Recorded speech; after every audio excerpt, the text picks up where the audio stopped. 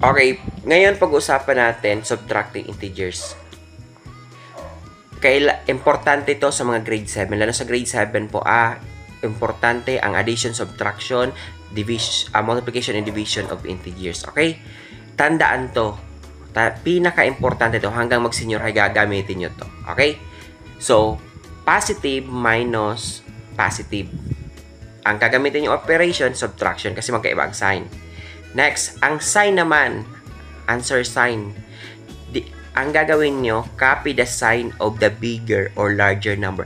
Larger integers sign. Kung ano yung sign ng malaking number, yun ang kukopyahin ninyo.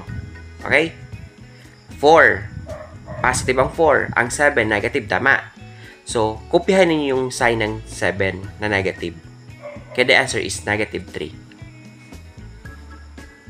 Next, negative minus negative. Okay, ito iba to So, ang gagawin niyo, i-multiply niyo yung minus sign sa negative. Magiging positive. So, ang sign na natin is negative and positive. Negative and positive, automatic subtract. Pag magkaiba, ang sign, automatic subtract. Then, kung ano yung subtract pa rin, same pa rin ang sign.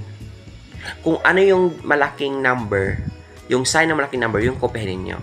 So, negative 4, multiply natin yung minus at saka negative sign sa 7. So, magiging plus 7 na. Kasi negative times negative, the answer is positive.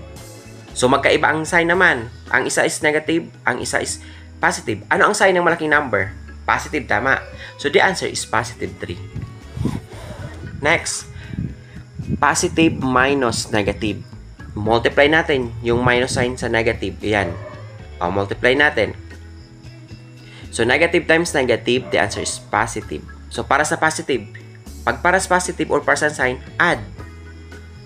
Siyempre, ang sign natin hindi mag-iiba. Plus, positive ang sign natin.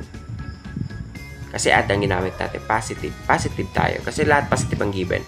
So, kasi yan, magiging 4 plus 7. Kasi minultiply yung negative times negative. 7. So, same. The answer is positive 11. Next, ang given negative minus positive. Multiply natin yung negative sign sa positive. So, the answer is negative. Add. Kasi same sign. Paras na negative tayo. So, kapag paras negative, negative ang sagot natin. Ang sign. So, anong sagot niyan? Negative 4 minus 7.